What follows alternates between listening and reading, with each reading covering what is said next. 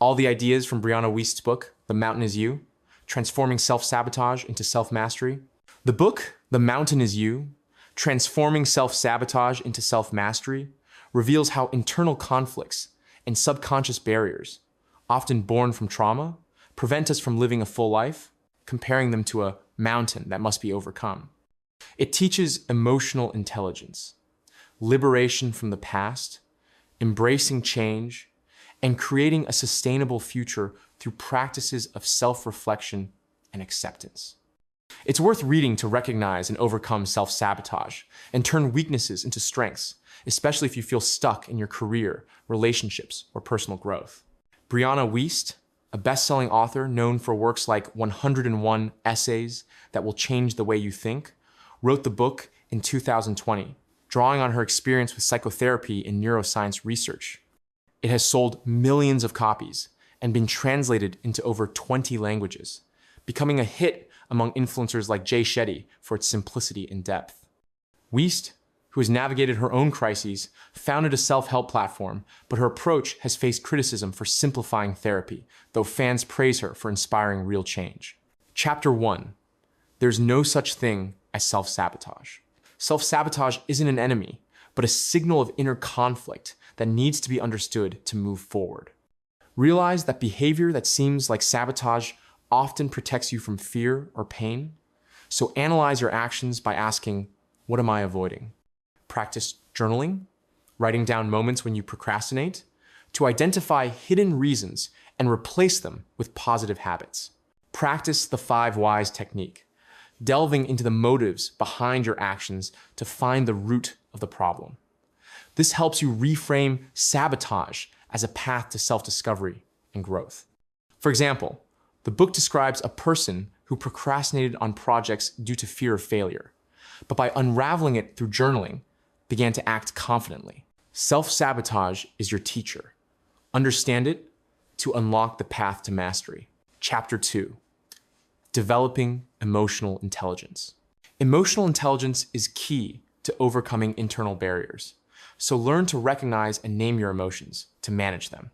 Practice mindfulness, observing feelings without judgment, and breathe deeply to calm your mind before reacting. This helps you make decisions without impulsivity and build harmonious relationships. Keep an emotion journal, recording what you feel and why to understand your triggers. Meditate regularly, visualizing yourself in a state of calm to strengthen control. For example, in the book, someone who was angry at colleagues used mindfulness to understand their resentment and improve communication. Emotional intelligence is your compass. Develop it to live consciously and confidently. Chapter 3. Releasing the past.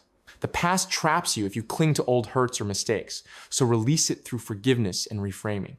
Practice forgiveness meditation, visualizing yourself free from pain, and write letters without sending them to express emotions. This frees you from burdens and opens the path to a new beginning. Analyze old traumas, asking, what lesson did I learn? Reframe negative memories into positive lessons to move forward. For example, in the book, a woman forgave her parents for their indifference through meditation and found inner peace. The past isn't chains. Let it go to find freedom and strength. Chapter 4. Building a new future. The future is created today through conscious actions and clear goals. So visualize your desired life with detail. Practice SMART goal setting, specific, measurable, achievable, relevant, time-bound, to make dreams a reality. Take small steps daily to maintain momentum. Affirm, I am building my future to strengthen belief, and review goals weekly. This helps avoid self-sabotage and move towards success. For example, in the book, someone who dreamed of a career visualized success and achieved a promotion through small steps. The future is your canvas. Paint it consciously to live your dream. Chapter 5. From self-sabotage to self-mastery. Transforming self-sabotage into mastery requires self-acceptance and discipline, so replace limiting beliefs with empowering ones. Practice affirmations like, I am worthy of success, and create rituals such as morning meditations to strengthen your will. Analyze failures as lessons, reframing them as steps toward growth. Track your progress daily, recording small victories to see your path to mastery. This helps build confidence and control. For example, the book describes a person who feared public speaking, but became an orator through affirmations and practice. Self-mastery is triumph over yourself. Transform sabotage into strength through discipline. Chapter 6, Becoming Your Most Powerful Self.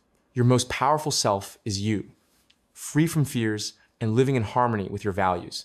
So find them through self-reflection. Practice visualizing your ideal self, living your day as that version, and building habits that support growth. Ask yourself, who do I want to be, and act accordingly. Surround yourself with inspiring people and learn from them to accelerate transformation. This leads to the full realization of your potential.